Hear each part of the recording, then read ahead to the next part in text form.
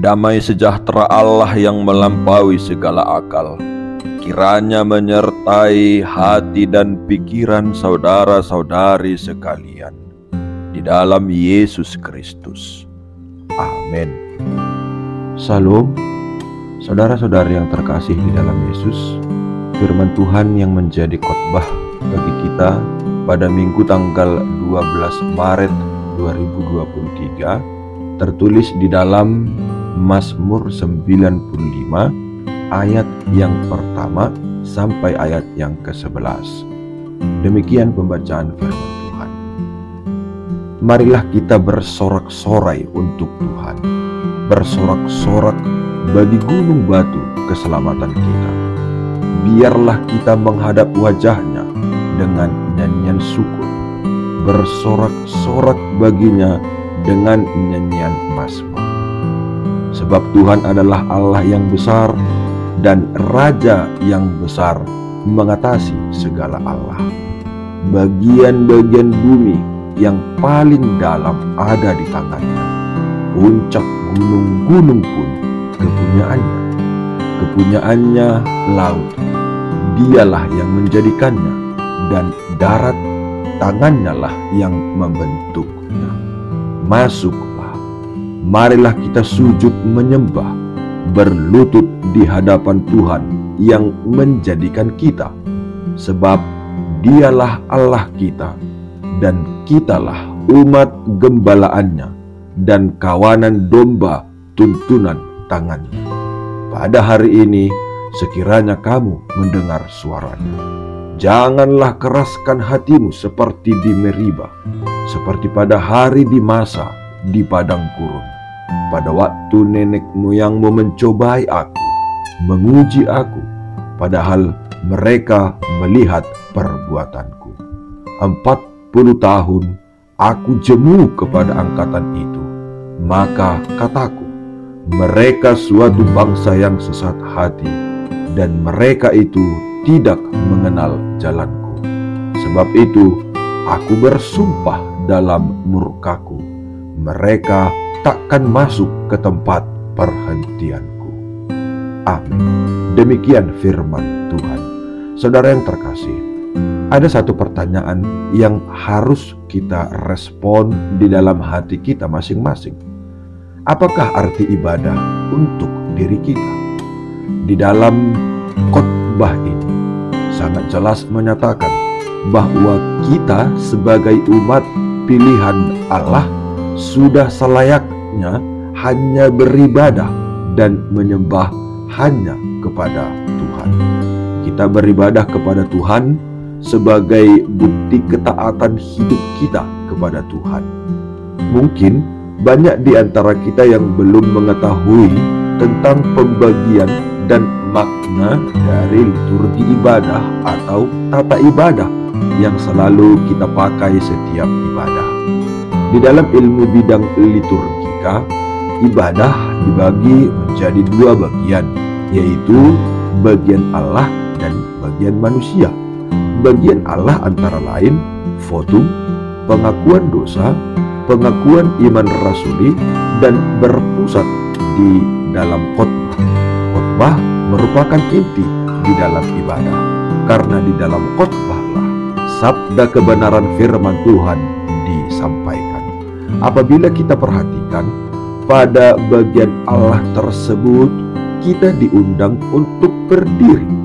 Kenapa kita harus berdiri? Kita berdiri sebagai tanda atau bentuk penyerahan diri dan penghormatan jemaat akan kehadirat Allah, Sang Kepala Gereja. Bagian manusia di dalam ibadah yaitu persembahan pujian. Di dalam ayat 1 sampai ayat yang kedua, pemazmur mengingatkan setiap umat untuk menyembah Tuhan dan bersorak-sorai untuk Tuhan. Apa artinya? Pemazmur mengajak kita untuk senantiasa menyembah Tuhan dengan penuh sukacita. Unsur sorak-sorai dalam ayat yang pertama dan yang kedua ini adalah memaknai kehidupan ini dengan penuh sukacita. Apapun keadaan yang sedang dialami sebagai bentuk ibadah kita kepada Tuhan. Terkadang kita lebih sering melihat dan merasakan tolak ukur kemegahan dan sukacita berkat Tuhan itu hanya dari banyaknya materi ataupun kedudukan atau pangkat seseorang. Kita terlalu membatasi berkat Tuhan dengan hanya dari sudut pandang materi. Hal itulah yang sering membuat kita merasa sengsara dan menyalahkan Tuhan dengan keadaan yang kita alami. Kita sering melupakan berkat Tuhan yang paling luar biasa di dalam hidup kita, yaitu nafas kehidupan dan kesehatan. Pemazmur memotivasi kita untuk senantiasa mengucap syukur kepada Tuhan dalam segala hal, karena Tuhanlah gunung batu dan keselamatan kita. Di dalam ayat yang ketiga sampai ayat yang ketujuh dijelaskan oleh pemazmur suatu pengakuan iman bahwa Allah yang kita sembah itu maha besar dan Raja yang mengatasi segala Allah. Artinya Allah sebagai penentu kendali atas segala kehidupan dan alam ciptaannya sampai bagian-bagian bumi yang paling dalam sekalipun. Kemahakuasaan Allah tidak terbatas dan tidak dapat ditandingi oleh Baal atau Allah-Allah lain yang ada di dunia ini. Dia mengingatkan manusia bahwa hanya Tuhanlah pencipta segala sesuatunya. Pesan ini menunjukkan identitas Tuhan yang sesungguhnya, sehingga sudah sepatutnya kita sujud menyembah dan tetap hidup taat beribadah kepadanya. Bagian terakhir dalam khotbah kita pada saat ini yaitu ayat ke-8 sampai ayat ke-11, di mana di dalam bagian terakhir ini menjelaskan sejumlah peringatan umat Allah. Pemazmur mengingatkan supaya kita jangan mengulangi kesalahan cara hidup yang dilakukan oleh bangsa Israel kala itu. Hal ini dilatar belakangi oleh kehidupan bangsa Israel dalam perjalanan mereka keluar dari perbudakan Mesir. Di dalam perjalanan mereka menuju Kanaan yang merupakan tanah perjanjian Allah kepada bangsa Israel, bangsa tersebut banyak singgah di beberapa tempat, antara lain Meriba dan padang gurun. Situasi umat Israel di tempat-tempat tersebut sering mengabaikan perintah Allah dengan menyembah Baal lain, dan mereka sudah mulai mengeluh putus asa karena jauhnya perjalanan. Di dalam bagian terakhir ini merupakan sebuah teguran agar kita mengevaluasi pola hidup beribadah kita kepada Tuhan. Apakah kehidupan kita sudah mencerminkan ibadah kita? Pendeta Dr. Justin Sihombing menyatakan di dalam bukunya, ibadahmu adalah hidupmu dan hidupmu adalah ibadahmu. Pernyataan beliau tersebut adalah makna dari ibadah yang sesungguhnya. Jangan jadikan ibadahmu hanya sebagai rutinitas semata, tetapi maknailah ibadahmu dalam aksi nyata. Jika kita rajin beribadah kepada Tuhan, maka penampakan ibadah yang rajin itu pasti terpancar dalam kehidupan dan aktivitas kita sehari-hari, baik di tengah-tengah keluarga, pekerjaan, maupun masyarakat. Ketika kita bisa konsisten melakukan gerakan perubahan dengan memaknai ibadah kita di dalam aksi nyata, itulah namanya umat Kristen hebat. Saudara yang terkasih, memuji Allah wajib dilakukan oleh orang-orang percaya. Seruan Allah di dalam khotbah ini mengingatkan bangsa Israel dalam 3 hal. Pertama, jangan keras kepala dan bebal. Artinya, seruan dan peringatan Allah harus direspon dan tidak boleh diabaikan. Tindakan mengabaikan peringatan Allah sama artinya membangkang dan melawan Tuhan. Sikap ini yang dilakukan oleh leluhur bangsa Israel dalam peristiwa di Masa dan Meriba. Kedua, jangan mencobai Tuhan. Apa perbedaan besar antara menguji dan mencobai? Motif menguji selalu mencari bukti terhadap suatu kebenaran, sedangkan motif mencobai adalah menyangkal kebenaran sebagai fakta yang valid. Dalam hal ini, leluhur bangsa Israel telah mencobai Allah di Masa dan Meriba, karena mereka bukan hanya menolak kebenaran yang telah dialami, tetapi juga mau mengatur Allah untuk tunduk kepada keinginan mereka. Ketiga, jangan sesat hati. Kata sesat hati bisa dipahami sebagai hati yang tidak lurus, memberontak, dan penuh tipu muslihat.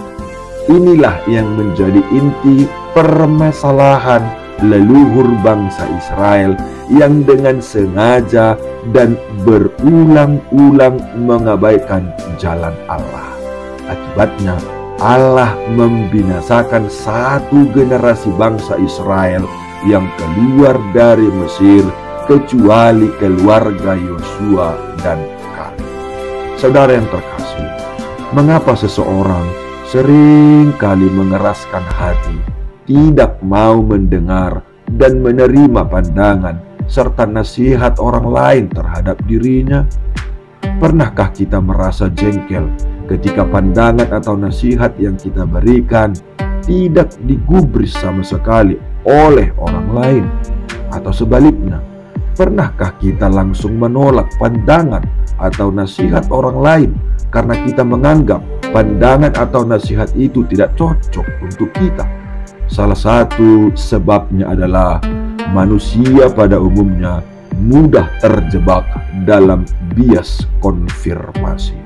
Bias konfirmasi terjadi ketika kita gagal untuk berpikir secara jernih. Dalam hal ini, kita menolak begitu saja pandangan atau nasihat yang sudah kita anggap tidak selaras dengan pandangan atau keyakinan yang kita miliki, tanpa mau memikirkan perbedaan pandangan itu dengan lebih jernih. Umat Israel pada waktu itu mengeraskan hati terhadap suara Tuhan. Suara Tuhan jelas, Ia akan menyertai umatnya dalam perjalanan ke tanah yang dijanjikan Tuhan. Namun umat lebih percaya dan mendengar suara mereka sendiri ketika mereka menderita karena kekurangan makanan dan air minum. Mereka meragukan penyertaan Tuhan. Umat pada zaman Sang Pemazmur diajak untuk lebih bisa jernih mendengar suara Tuhan dalam kehidupan mereka. Suara Tuhan yang menyatakan kehendak dan kebenarannya bisa tertutup oleh ketakutan, kekhawatiran, dan keinginan umat, sehingga menyebabkan umat memilih suara mereka sendiri yang mereka anggap baik dan benar dalam menjalani kehidupan ini. Apa yang sekarang bisa membuat kita mengeraskan hati terhadap suara Tuhan? Bisa karena bias konfirmasi, bisa karena kekhawatiran, ketakutan, dan keinginan pribadi kita. Ada banyak hal lain yang tentu bisa mengeraskan hati kita saat mendengar suara Tuhan. Jika ada jemaat yang berpikir, saya beribadah ke gereja supaya mendapat ketenangan batin, kok malah teguran yang saya dapat dari khotbah? Jemaat tersebut terjebak ke dalam bias konfirmasi. Ia hanya mau mendengar yang enak-enak saja dari firman Tuhan, tetapi menolak mendengar suara Tuhan yang menegur kesalahan atau dosa umat di hadapan Tuhan. Saudara yang terkasih, mari jangan lagi mengeraskan hatimu saat mendengar suara Tuhan. Amin.